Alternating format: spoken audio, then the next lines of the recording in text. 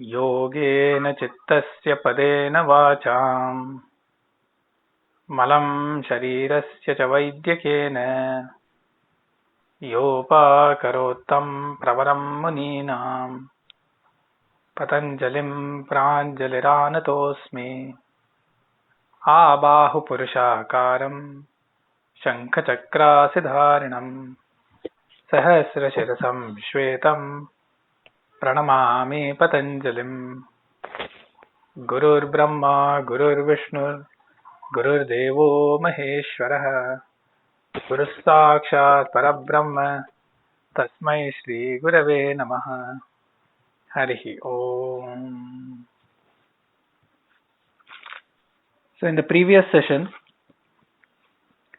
we ended with looking at 3.6, which is tasya bhumishu viniyogah.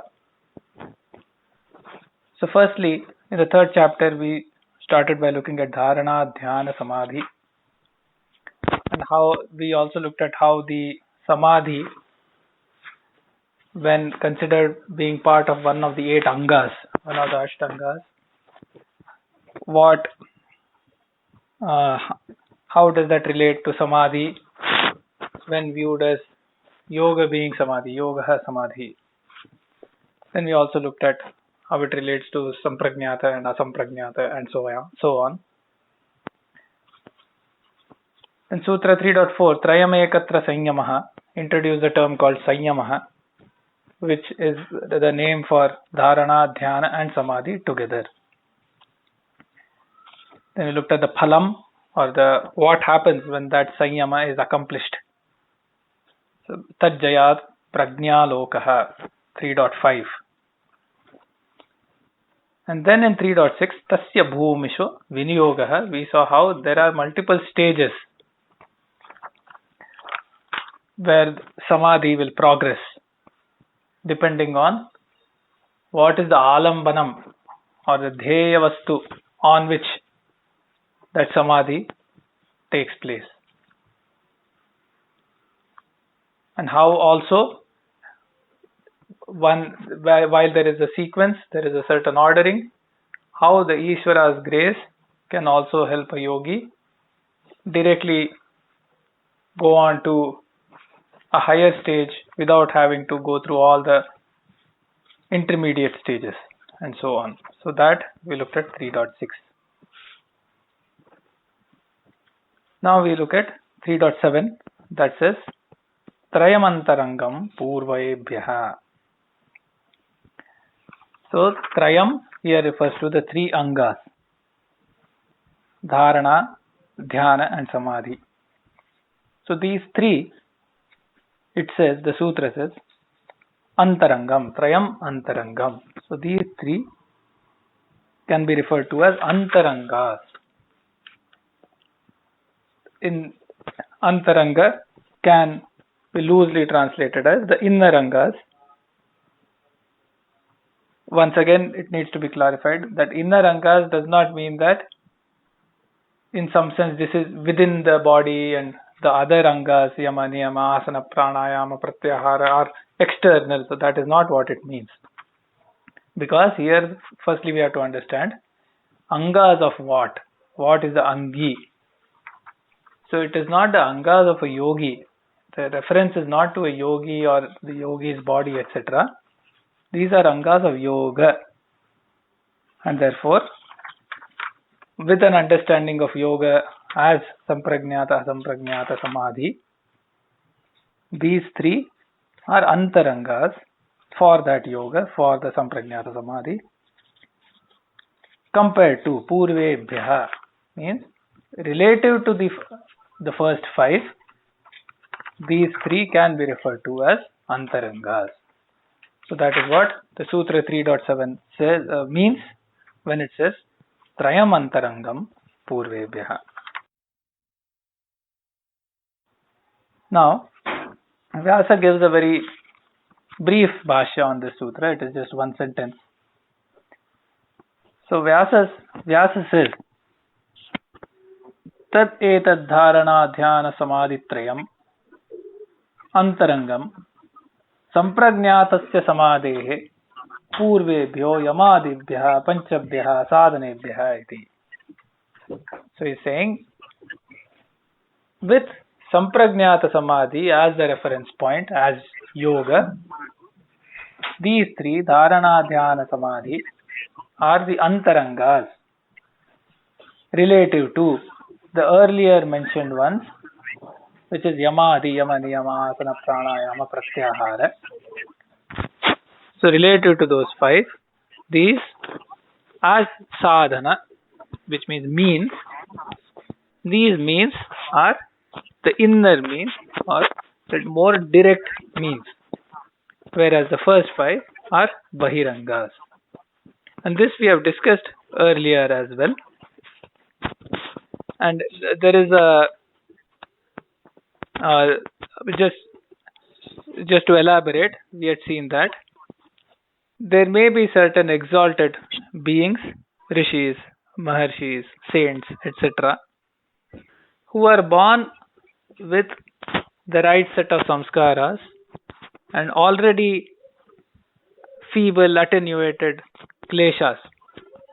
So the avidya afflictions, the klesha afflictions are already either completely absent or very less. And these exalted yogis or people with exalted birth, and one of the examples given is of Jadabharata, etc. And there is a story I think we have discussed earlier as well. In which case, because of the samskaras that are coming from birth, they do not have a need for yama, niyama, asana, pranayama, pratyahara, because the result of that is already present to them through birth, through the karmas done in the previous births. However, for sampragnata samadhi, the dharana, dhyana samadhi are still required, and therefore they are antarangam. So those means are still needed, still prerequisite for them to attain yoga of the form of sampragnata samadhi. Therefore, it is clarified that these three are antarangam for yoga as sampragnata samadhi. And we also specifically call that sampragnata samadhi because we have seen how sampragnata and asampragnata is different, and we'll discuss that in the next sutra anyway. So yoga is samadhi, that is dvidha, sampragnata and asampragnata. And with respect to sampragnata, these three are antarangam. And these are a necessary means compared to the first five, which are still very important means, but there is a special set of people who may directly be able to attain dharana, dhyana, samadhi, and thereby sampragnata samadhi without necessarily having gone through yama, niyama, asana, pranayama, etc. So in Yoga Vartika it is said, antarangatvecha bijamidam yad dheyatirikta vritti nirodha rupe sampragnate dheya sanyamaha sakshadeva karanam विषयांतर संचार रूपत्वात् एवं ध्येय साक्षात्कारेपि साक्षादेव विषयांतर संचाराख्य प्रतिबंध निवृत्ति द्वारा कारणमिति प्रत्याहारान्तं तु अंगपंचकं चित्तस्थैर्यद्वारेण परंपरया एव उभयोः कारणमिति अतएव यस्य जडभरतादेः स्वत एव प्राचीन कर्म वशात् चित्तं संयम योग्यं भवति तस्य नास्ति इतरांगावश्यकत्वम्. So for someone like Jadabharata, who is already born with a set of samskaras that is already qualified for yoga comprising of dharana, dhyana, samadhi, and because of their prachina karma of previous lives, the kleshas are already absent or attenuated, dharana, dhyana, samadhi still remain a means for sampragnata samadhi. However, the other five are not necessarily needed, and therefore the first five are bahiranga, and relative to them, these three are antarangam. So that is what Sutra 3.7 says. So the reference is to sadhana and not sadhana. There is nothing like Bahiranga Sadhana and Antaranga Sadhana, but Bahiranga Sadhan and Antaranga Sadhan. So this particularly should be understood clearly since we are using the language of English. So reference is to means and not practices, because otherwise one easily takes this as certain things as external practices and then internal practices. So one who is little aware of the very process of yoga, all yogic practices are internal practices. There is nothing external practice of yoga. All practices are by internalizing one's own mind, internalizing one's own senses and mind and consciousness. So all practices are internal. And therefore it should be understood the reference is not to practices. Because even ahimsa, satya, asteya, these are all possible when one is internally sufficiently qualified. And these are all practices to be done internally. They are observed internally. The restraints are internal, observances too are internal. This cannot be happening in externalized process of mind or externalizing process of mind. So, the first, the three mentioned here, which are the limbs 6, 7, 8 of Ashtanga Yoga, are said to be internal means of yoga. So it should not be confused with practices.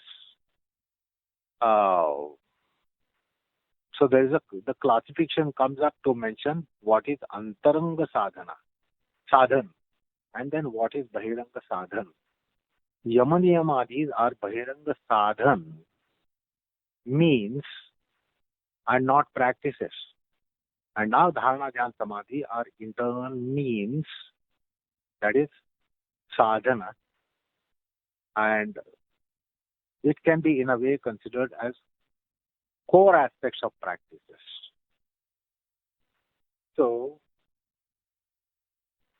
this classification, why was it necessary to make? And you just now heard Srini is telling you that those who are born with rich samskars are well disposed to yogic samskars, such as rishis and munis and yogis. Their yoga will be of the nature of antaranga sadhan. Their yoga will be of the nature of dharana, dhyan, samadhi. While is not the case in case of we commoners, mundane people, worldly people, mortals. We have so many things to be done before the dawn of dharana, dhyan, samadhi aspects. So, well qualified and empowered people by birth, such as who are yogis and the bhaktas and jnanis and devotees and rishis and munis, they have a different life altogether, which we can understand. And their yoga commences straight away by antaranga sadhana. Taking recourse to antaranga means rather than taking the support of external means, because they have gone through that because of rich samskars with which they are born. Whereas we will have to fight for all those practices right from morality, ethicality to onwards. And those people who are such as Jadabharata, Shukumahamuni, the born yogis, they don't have to take recourse to observances and restraints. And then other practices such as asana, pranayama, etc. They will take recourse to the internal means straight away because of their qualification and their empowerment. So that's why this classification was mentioned here. Not that every yogi will be starting to do yoga like we have started in our life. most of the things they have accomplished in previous lives, and therefore their starting point is different. And therefore we will come across yogis who are perhaps not standing on their heads, which we expect that one should stand on the heads for yoga. So that's why this classification has come. And also to understand the means of the external nature and internal nature is also important. So now the Dharana Dhyan Samadhi is taking us to more core aspects of yoga. And that is why this classification has been mentioned. So the Sutra 2.7 mentions that, and Vyasa has clearly mentioned that Dharana Dhyan Samadhi Trayam, the three put together, is antarangam of Angi Samadhi, which is Samprajnat Asamprajnata Samadhi. So Samprajnatasya antarangam, and that is why he is clearly mentioning this. Therefore, Yamaniyamadi, Yamaniyama Asana Pranayam Pratyahar, they become Bahiranga Sadhanam, not sadhana, but sadhanam, the means. And I want you to be clear about these words here, because we tend to mess up with those words in English very easily. Sadhanam and sadhana, reference is to sadhanam, the means, and not sadhana, the practices. Okay. So now we look at 3.8, which continues this topic and this clarification about Antaranga, Bahiranga, etc. So Sutra 3.8 says, Tadapi Bahirangam Nirbijasya. So Tad is a pronoun referring to the Sadhanatrayam, Dharana, Dhyana and Samadhi. These, which were said to be Antarangam Purvebhya. So these three were said to be Antarangam with respect to the first 5 Angas. But these three also are Bahirangam Nirbijasya. Nirbijasya refers to the Nirbija Samadhi. So with Nirbija Samadhi or Asamprajnata Samadhi as the reference point, even this triad of Angas comprising of Dharana, Dhyana and Samadhi, these three are still Bahirangam, in some sense external factors or external means. Now why is that? That we'll see. So Vyasa says, in his Bhashya says, Tadapi antarangam sadhanatrayam nirbijasya yogasya bahirangam bhavati kasmat tat abhave bhavat. So in very brief he explains. He says, firstly he says, Tadapi antarangam sadhanatrayam. So these three means known as sadhanatrayam, which were just described as antarangam, are still with respect to nirbija yoga. So Sabija Yoga is Samprajnata Samadhi. Nirbija Yoga refers to Asamprajnata Samadhi. As we have seen, Yoga, Samadhi, Tattudvidha. So there are two. So with respect to Nirbija Yoga, these three, which were just referred to as Antarangam with respect to Samprajnata Samadhi, are still Bahirangam with respect to Nirbija Samadhi. Now why? Kasmat. He says, Tat abhave bhavat iti. Why? Because when does Nirbija Samadhi take place, or when does Asamprajnata Samadhi happen? That is known as bhava. So the becoming of Nirbija Samadhi, the taking place of Nirbija Samadhi is Tat abhave. When these three means go away. Because as we have seen, Samprajnata Samadhi referred to a certain support for the chitta, which we refer to as dhyaya vastu or alambanam. So firstly, the chitta through dharana is quote unquote fixed on a certain object of, or a certain vishaya, a certain topic, a certain support, a certain alambanam, a certain cognitive imprint. In dhyana, that further evolves into a constant flow. Whereas dharana had a certain fixed topic or fixed cognitive imprint, dhyana further evolves so that each successive cognitive imprint is exactly identical to the cognitive imprint of the previous moment. So there is no change at all. And then samadhi, that further evolves so that the awareness of that cognition happening, that also disappears, and only that the object of the cognition, that it's as though that alone remains. Once having attained that, that turns into samprajnata samadhi when the prajna arises, the complete knowledge that we refer to as 360-degree knowledge, etc. The complete truth of all subtle aspects, grosser aspects, all aspects that are beyond demarcation by time, all of them that get revealed. That is when samprajnata samadhi happens. But what was asamprajnata samadhi? As we had seen, virama pratyayabhyasa purva samskara sheshonyaha. So when that support or that cognitive imprint also goes away. In the first chapter also we had seen tadapi nirodhe. Even that samprajnata samadhi needs to be restrained. And there is absolutely no cognitive imprint remaining on the chitta. And what remains? Only samskaras remain. Which samskaras remain? Only nirodha samskaras remain. So, in that particular state, samskara shesho, that is known as nirbija samadhi or asamprajnata samadhi. And therefore, here Vyasa says, tat abhave bhavat. Abhava means absence.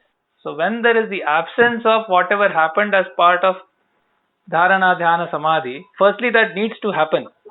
But then, whatever has happened, that also needs to be removed. And only then nirbija is attained. And because that is the case, it is not antaranga in the sense that it is not a direct succession, but it is bahiranga because it is a factor to be removed. And then this happens. So in that sense, says Vyasa and says Patanjali, these are to be referred as bahirangam with respect to nirbija.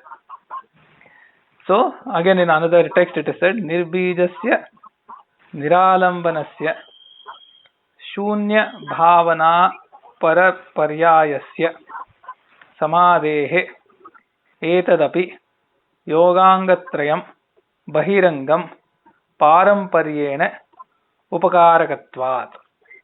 So how do they bring about the asamprajnata samadhi? By a certain parampara, by a certain sequence of happenings. However, in that sequence, for nirbija to arise, these have to go away. And they don't remain. Whereas for samprajnata to arise, these remain. These remain there, and there is a further evolution that leads to samprajnata samadhi. But nirbija is different, whereas they have to happen, but they don't remain. They have to go away. And only then asamprajnata or nirbija happens. And therefore, these means are bahirangam or are labeled as bahirangam with respect to the nirbija samadhi. Therefore, it says tadapi bahirangam nirbijasya. That's 3.8. So the antarangam and bahirangam mentioned here, there is a relativity. Because just now we were mentioned that compared to yama niyama asana pranayam, the subsequent dharana dhyan samadhi are antarangam.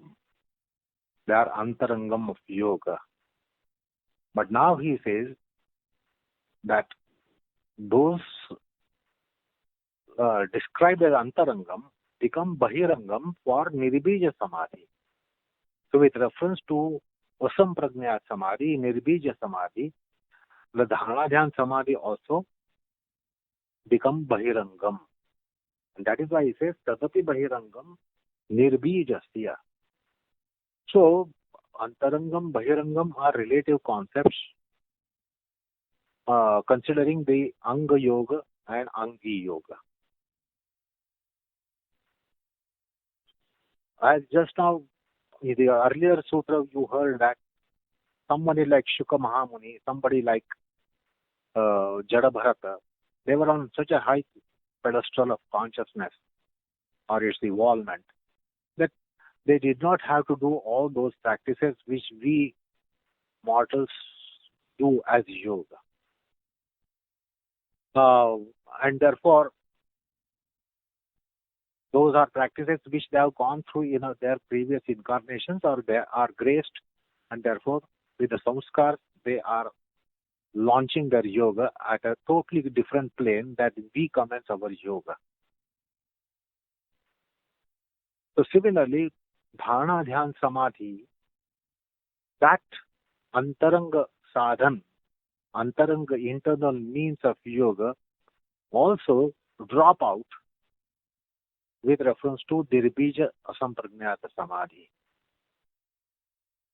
Because the sutra of the Asampragnata Samadhi that just now quoted, it was Abhyasa Purvaha. Abhyasa Purvaha means the Vitarka Sampragnat, Vichara Sampragnat, Ananda Sampragnat, and Asmita Sampragnat are transcended. So they are left behind. And therefore, now they are not a part of that yoga. Because they are all Sabija Samadhis because of the support of the nature of Vitarka class or Vichara class or Ananda class or Asmita class. Now, having gone through that phase, all those phases drop out to enter the realm of Nirbija Sampragnata Samadhi. So that is why the definition said Abhyasa Purvaha while defining Asampragnata Samadhi in the first chapter. So with reference to Asampragnata Samadhi, these two become Bahirangas because they fall off. The cognitive trance aspects fall off because the Nirbija Samadhi is going to come thereafter. After having accomplished those, this is going to come. And therefore, he says, Tadapi Bahirangam Nirbijasya. Now, a question might come here, why Patanjali is emphatically mentioning the means and why not practices? Because we are keen to know the practices. We want to know what has to be practiced. This is what is our fundamental question, million-dollar question as to what should we be doing. While Patanjali is emphatically mentioning about means of yoga. The chapter itself, Sadhana Path, was on means of yoga and not practices of yoga. Because the practices of yoga will have to be customized. Because we are on variegated planes of consciousness. The practices will differ depending upon our even age. Because what is yoga for a child and what is yoga for a teenager and what is yoga for an adult and the young one and the adult one, these are all to be customized. So the practices are to be customized, but we need to know the means.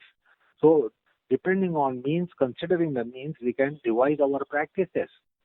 They depend upon individual dispositions, individual potentials, individual gravities, individual traits. And therefore, the practices cannot be described in a book form. The practices are to be customized. They will change from person to person to person. And even for one person, the practices will change in stages of life and conditions of life. The conditions of life are not static. Sometimes they are disposed, sometimes indisposed, sometimes incidentally very weak, sometimes not so weak, and sometimes incidentally very strong.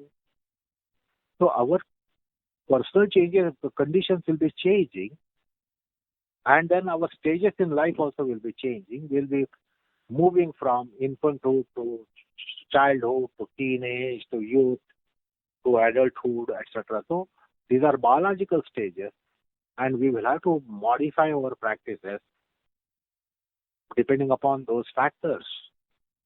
And therefore, the practices cannot be subject matter of a book. And therefore, Patanjali is emphatically, repeatedly speaking about means, the sadhana. And therefore, the whole second chapter was sadhana pada and not sadhana pada. not on practices but on means. So science can only mention means. We have to consider the means and try to constitute and construct our practices so that they will be rightly directed. Person to person, practices are going to change. For one person, the practices are going to change depending upon different conditions in life and then in stages in life. So therefore, there cannot be a scheme to mention practices. The scheme can be and should be there only for means. When we customize the practices, we have to consider the means. Are we properly customizing the practices in the light of means? And that is why it is important to mention the means. And similarly, therefore, here the antarangam of yoga and bahirangam of yoga is being mentioned. And now, with this sutra, tadapi bahirangam nirbijasya, the nirbija samadhi is the angi samadhi. So this is essentially the angi. Asampragnat samadhi is essentially the angi. Even the sampragnat is a limb. That's why samadhi was eighth limb, mentioned as eighth limb. And that was tabija samadhi, salambana samadhi, sampragnata samadhi. So that is why the bahirangam of the means and antarangam of the means are mentioned here. Okay. Yes. So with this sutra, the overview of the Ashtangas and how they relate to yoga sort of comes to a certain end point, a certain milestone, and as we proceed to the next topic. So just to clarify, the Angi Samadhi refers to yoga being described as Samadhi, Yoga Samadhi. And those are of two types, Sampragnata and Asampragnata. So Sampragnata is one Angi Samadhi, Asampragnata is another higher Angi Samadhi. And then there is the Samadhi which forms one of the Angas. And where we discussed that Samadhi, that sutra, we have made it very clear how Samadhi as Anga relates to Sampragnata Samadhi as Angi. And then we then saw how these two together further relate to Asampragnata Samadhi as the other Angi, where both of them are referred to as Yoga. Therefore, Vyasa here used the term Nirbijasya Yogasya. So, Nirbija is used as a describing word or Visheshanam or an adjective for Yoga, where Yoga is used synonymously with the Angi Samadhi in question here, which is the Asampragnata Samadhi. Okay. Now, all of this has a twofold significance. One is to understand the Angas and the sadhana for yoga. The other is also to understand the tenets of the Yoga Shastra and the principles of the Yoga Darshana. So now we move ahead with a slightly greater emphasis on the principles and the structure of the Yoga Shastra and Yoga Darshana. And Vyasa, before putting up or before presenting Patanjali's Sutra 3.9, Vyasa gives the context by asking, Atha nirodhachittakshaneshu chalam gunavrittam iti kidrushastada chitta parinamaha. So now it is going back to basics and asking a certain question that says, Atha nirodhachittakshaneshu chalam gunavrittam iti. So when the chitta is in a niruddha condition, where the English word usually uses when it is restrained. Essentially, it is devoid of the usual activities of the chitta. In those moments, when in that state, during that time, when we say chalam gunavrittam, we have said here the question is being asked that everything is made up of three gunas, sattva, raja, tama. Chitta is also made up of the three gunas. The very nature of the three gunas is mutual activity. Sattva, raja, tama coming up, going down, one of them becoming more prominent, other becoming less prominent. So there is a constant changes, so to speak, happening. Chalam, that is known as chalam, forever changing, forever moving. So if we say that guna vrittam, the whole behavior of the gunas is to be always ever changing, then nirodhitakshaneshu kidrushastada chitta parinamaha. If everything is always changing, then in the period where the chitta is niruddha, what is the nature of this change? What is the nature of changes, transformation happening there? So essentially it is being asked, on one hand it is being said that everything is ever changing because that is the very nature of the gunas, the three gunas together. And everything is all, other than the Purusha, everything is made up of the three gunas. Now if that is the case, on the other hand it is being said that in the Nirodha state, the Chitta is passive, placid, the activity has ceased. But Chitta is made up of the three gunas. Then what is the nature of the change happening at that time? Then comes Sutra 3.9, which says, Vyuthana Nirodha Samskarayoho Abhibhava Pradurbhavau Nirodha Kshana Chittanvayo Nirodha Parinamaha. So let us understand this sutra. Vyuthana Nirodha Samskarayoho. So Vyuthana means the worldly state in which the chitta is active, the indriyas are functioning, one is in the world doing worldly activities, cognition is happening, activity is happening, etc. That is Vyuthana state. Nirodha state is the state where the chitta is restrained. So it is essentially the state of samprajnata and asamprajnata samadhi, where there may be a cognitive imprint in samprajnata, there is no cognitive imprint in the asamprajnata, but essentially the worldly awareness, worldly state, the contact with objects, contact with indriyas, etc. is not there. And the chitta is perfectly steady. So there are samskaras related to the Vyuthana state. And there are samskaras which are these impressions. We have called them imprints, latent impressions. Right? We have covered that right very near the beginning of the session in the first chapter, where we said vritti samskara chakram anishama pravartate. Whenever there is a certain state of the chitta, a certain chitta vritti, that leads to leaving behind some imprints in the chitta known as samskaras. That samskara again bring about a similar vritti. That vritti again leads to samskara. So there is a wheel, there is a chakram, which is constantly going on. So now there is Vyuthana samskaras and Nirodha samskaras. Now related to them, of them, Vyuthana Nirodha samskarayoho Abhibhava Pradurbhavau. What does this refer to? So their being feeble, their being active. So the samskara, the Vyuthana samskara or the Nirodha samskara, both of them, they are either suppressed or they have emerged and are active. So that is Abhibhava Pradurbhavau. Nirodha Kshana Chittanvayah Nirodha Parinamaha. So now the chitta, it is said that continues to exist through that. So that is, it's known as Anveti, Anvayaha. So chitta is present throughout.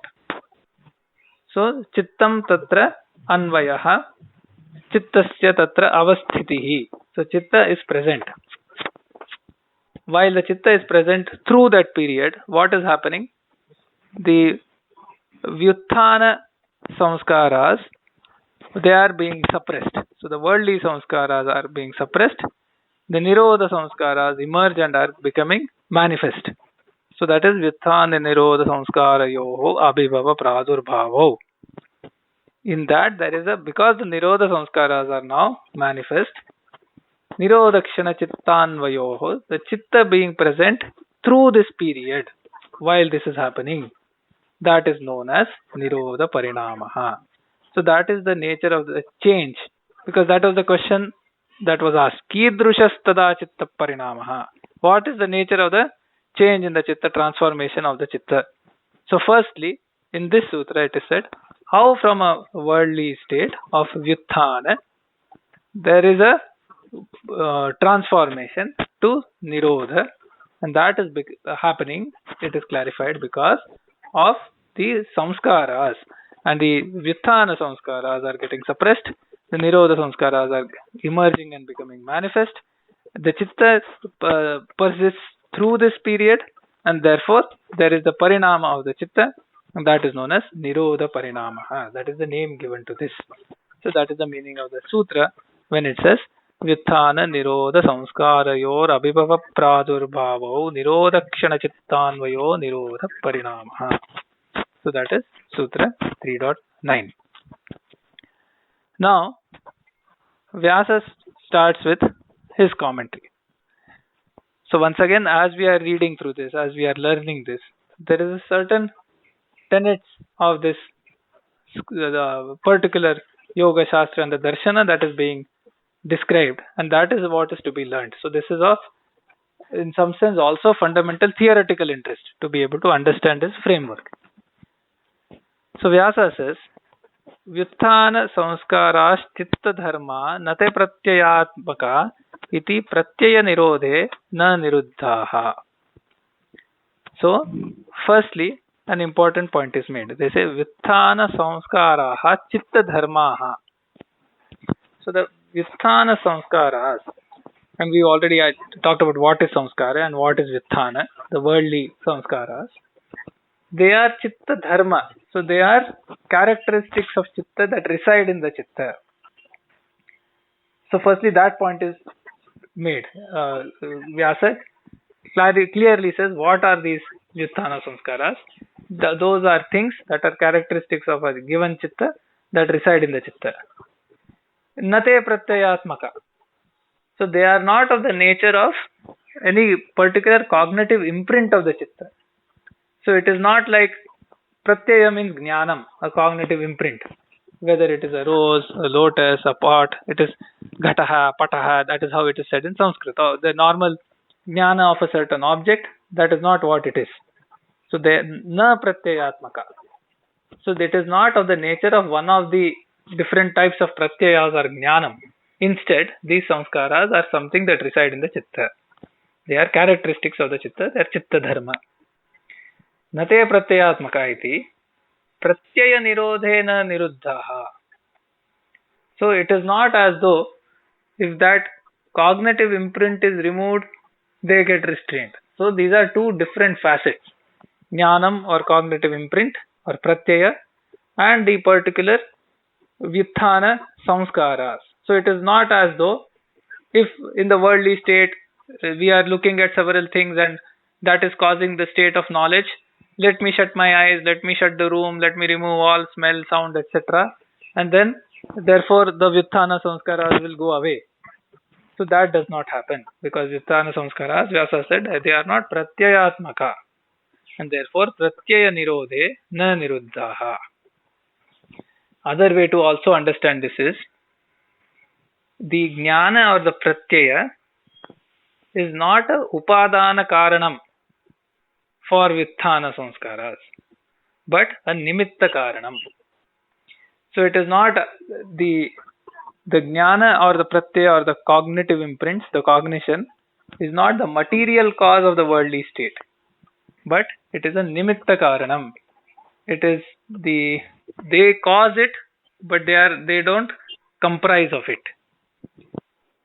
Okay, so therefore that is how the samskaras are different from just knowledge activity or cognitive activity of the chitta.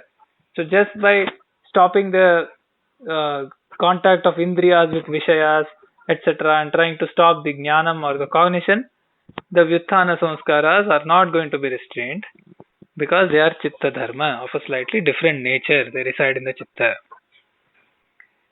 further Vyasa says, Nirodha samskara api chitta dharmaha. So just like Vyuthana samskaras are something that reside in the chitta and are dharma characteristic of the chitta, in Nirodha samskaras are also of that nature. They also are things that reside in the nature. They are also chitta dharma. Tayoho, of these two, abhibhava pradurbhavo, of these two, there is suppressing and emerging and manifesting. So now the change is being described. Vyuthana samskara hiyante, Nirodha samskara adhiyante. So the Vyuthana samskaras now get suppressed, and the Nirodha samskaras adhiyante, they arise, emerge and manifest. And when this change is happening, Nirodhakshanam chittam anveti. So the chitta is present. It continues through this Nirodhakshanam. While this is happening, the chitta continues to be present. Now that is also something key to be understood.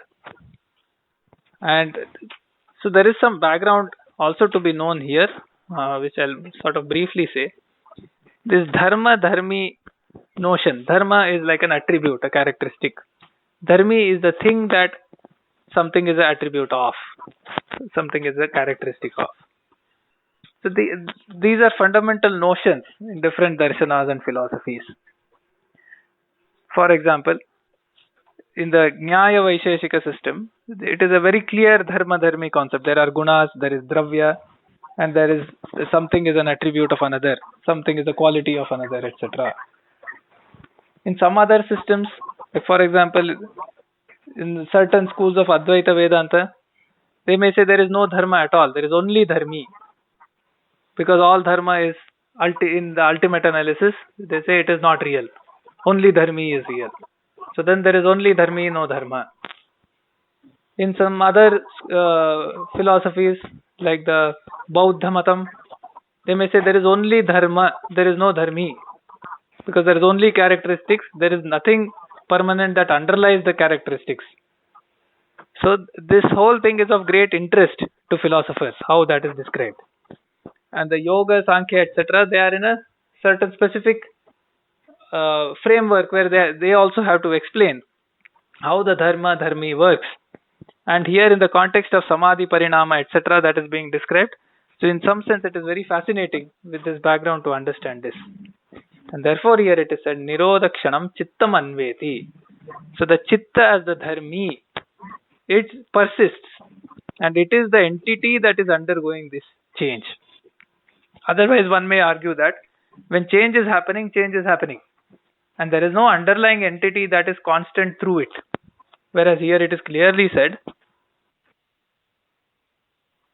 that while these changes are happening, while the Vyuthana samskaras are suppressed and the Nirodha samskaras become manifest, Chittam is the entity that persists through this change. So that is the Dharmi. Nirodhakshanam Chittam Anveti. Tad ekasya chittasya pratikshanam midam samskara anyathatvam nirodha parinamaha. So this particular parinama is being described as, for that very same chitta, ekasya chittasya is emphasized, because again there is the momentary school of the what is known as the Bauddha Matam, where everything is momentary, kshanavada. Whereas here it is said that there is a constancy, the chitta is the same, ekasya chittasya pratikshanam idam samskara anyathatvam.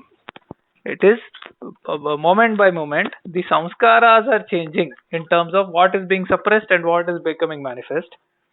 And this particular change, where the Vyuthana is suppressed, the worldly samskaras are suppressed, and the Nirodha samskaras become manifest, that particular change of the same chitta which is underlying and undergoing that change in some sense, that is referred to as Nirodha Parinamaha. Vyasa is explaining. Tada, at that state, in that condition, samskara shesham chittam iti nirodha samadho vyakhyatam. So when the Nirodha Samadhi is specifically stated, like in the Asampragnata Samadhi context, we had seen Virama Pratyabhyas Purva Samskara Shesho Anyaha, where only the Nirodha Samskaras are there. Why? Because the cognitive imprints are removed. So there he is referring back, Vyasa is referring back to say, Tada Samskara Shesham Chittam. Chittam is, still has the Samskaras as part of it. Chittam iti Nirodha Samadho. In the context of Nirodha Samadhi, it has been explained itself. So, this is the Bhashya. And this is sort of summarized to say, Samskara matranam eva atra parinama ekasya dharminah chittasya siddhik. So, the summary is that it is the samskaras alone that are undergoing the change, but the chitta that underlies these samskaras, that is the dharmi, is thereby undergoing the change because it's the samskara which is forming the dharma. Because in the beginning Vyasa said, Vithana samskaras are chitta dharma, Nirodha samskaras are chitta dharma. So there are changes happening in the dharma, and therefore the parinama is attributed to the dharmi, which is the chitta. And this particular parinama that was just described, where the worldly samskaras are suppressed and the Nirodha samskaras, which were always residing, but now they take over, this is known as Nirodha Parinamaha. So this is Sutra 3.9 along with its Bhashya. So actually a very fascinating topic is being commenced. It can be summed up as psychology of samadhi. The chaitic process, the process of chitta and mind for yoga generally, and then specifically for the Anga-Angi Samadhi. So it is like this. Vitthana Nirodha Samskara Yogo Abhibhava Pradurbhavo.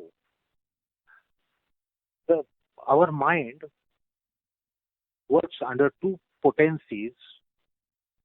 One is called Nirodha Samskar, the other one is Vitthana Samskar. Outgoing tendency and nature of the mind, and the ingoing and restraining potentials of the mind. So these are the two potentials with which our mind works. To understand this, we can say that we have a wakeful state and then dormant state of consciousness. So what is a wakeful state? And then how do we go from a wakeful state to dormant state? The wakeful state goes on fade out process for disappearance, and the dormant process comes up for fade in process or appearance. So for yogic processes, our outgoing mind must be fading out. It might be yoga of any level. Outgoing tendency, inclination of the mind should be fading out.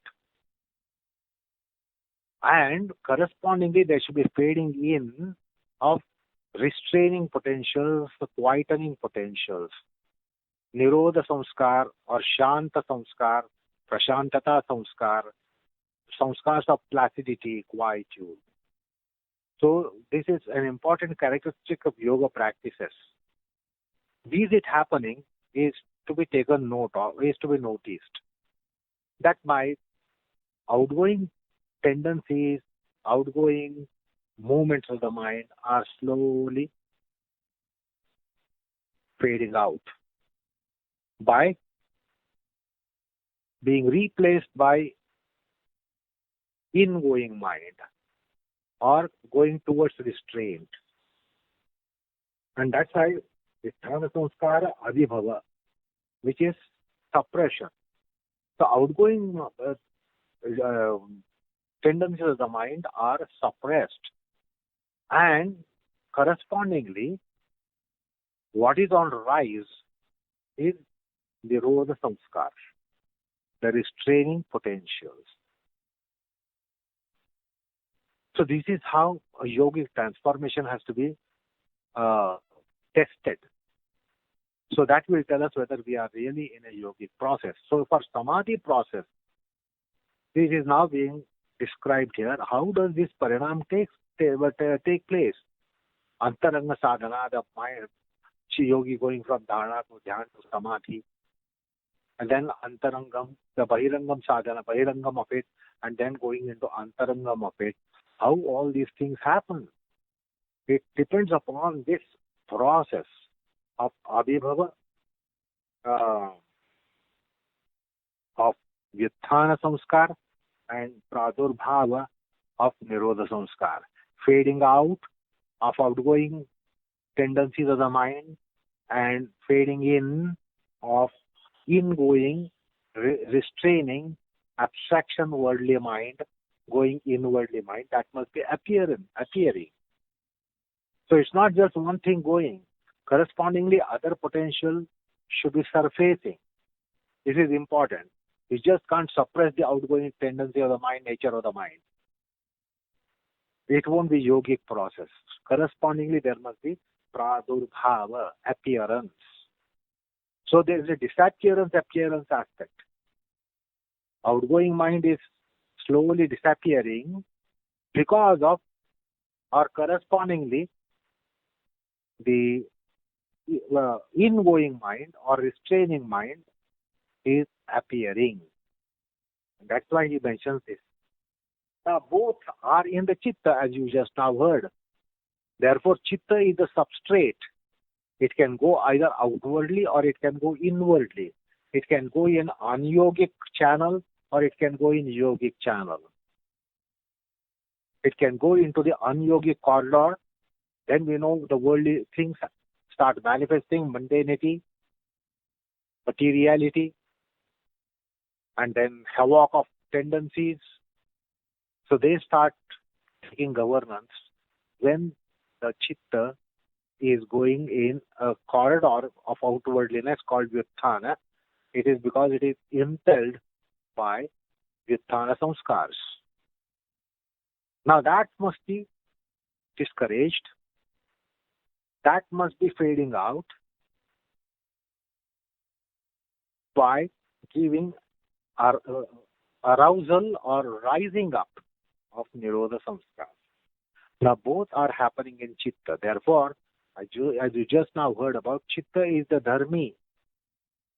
And then these are both characteristics which appear on the mind, on the chitta, that it can be yogic chitta or unyogic chitta, yogic chitta or non-yogic chitta. So the non-yogic and unyogic chitta can be transformed by nirodha samskars coming up and vyuthana samskars going down, getting suppressed. And therefore the chitta is dharmi. And just now, as you heard about the philosophical discussion of dharma-dharmi relationship, the substrate is samskar. Our chitta is always having samskars as substrate. As are samskars, so is chitta. And we have two kinds of samskars according to Patanjali's psychology. One is vyuthana samskar and nirodha samskar. And therefore he is speaking about these samskars at the very outset to describe the process. So vyuthana samskars are potentials and powers to go outwardly, become mundane. And nirodha samskars are the samskars which make us retrace, depart from mundanity, prapancha, samsara, mundanity, and therefore restraint. So that is appearance and disappearance. Appearance of what? Nirodha samskar. Disappearance of what? Vyuthana samskars. Or suppression of what? Vyuthana samskars. And arousal of what? Vyuthana samskar. So this is important. Don't just whiplash and prevent the mind from going out. Alternative force must be surfaced correspondingly at least. Minimum. So, alteration of samskars will be causing this samadhi process. the mundanity samskars will disappear or will get suppressed by arousal of Nirodha samskar. And both are in chitta. And therefore the chitta is the dharmi. You just now heard various philosophical systems having different points of view about dharma dharmi.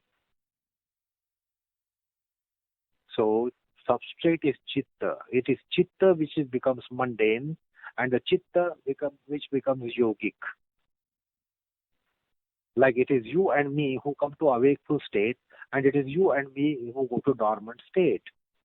When we are awakeful, as you heard in the first statement of Vyasa, we are aware of the world, but it's not that everything is cognized.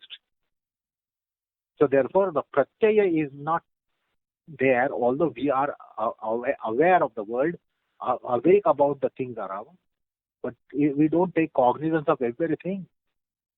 We take cognizance of particular things, then it becomes pratyaya. So chitta will get vitthana pratyaya because of vitthana samskar about the worldly surroundings. So it's not that a wakeful state is always alert state. Alerticity is different quality over a wakeful state. Not being awake at all, you can't be alert. You must be first awake and then you can become alert.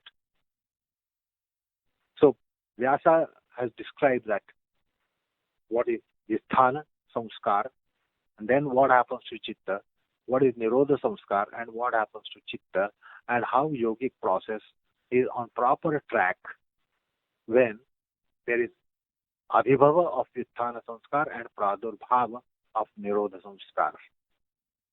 Then only it is a healthy yogic process. Otherwise it is going to end into being a pseudo process, deceptive process, faulty process. Basically we have to understand that chitta is nimitta karanam. It is instrumental cause, it is dharmi. And there are two manifestations. One is of the nature of worldliness, the other one is of the nature of opposite of it, the yogicness. So in order to postulate that dharmi and dharma, Vyasa had made this attempt, and it is very important in philosophical systems to take clear stands about that there is a dharmi or there is a dharma, and there is a dharma or there is only a dharmi or there is only a dharma, which different philosophies have postulated their positions. That is basis for their philosophy. And therefore, for the sake of postulation, Vyasa has gone little technically, philosophically, to say that there is dharmi. Chitta is the dharmi and chitta has dharma. Characteristics of the nature of worldliness, which we experience in our common man's life. When we are awake, our chitta becomes worldly. When we are dormant, the chitta is not worldly. So also when we are in yogic practices, similar thing has to happen, that we are not so worldly, that we are not really in the gravities of the worldly, mundane forces. We have to have a gravity created within, which takes us away from worldliness and gives us some transcendence from worldliness. And that is Nirodha samskars. The chitta has the potentials to take us away from the worldliness and engage us with the yogic process. That's why samadhi sarvabhauma chittasya dharma. The chitta has both the dharmas, both the characteristics. So in yoga we have to take necessary course so that it becomes yogic practice. And this is the fundamental principle. Visthana samskars suppressed and giving rise to Nirodha samskar. Arousal of Nirodha samskars. This is the fundamental requirement of essential yoga and classical yoga, be that on your plane, my plane, or be that on the plane of yogi. Now it will be described as to how it evolves on the plane of yogi's chitta. So it's a fascinating topic, which can be said at a dimension of yoga psychology. Another dimension was considered in Samapatti topic.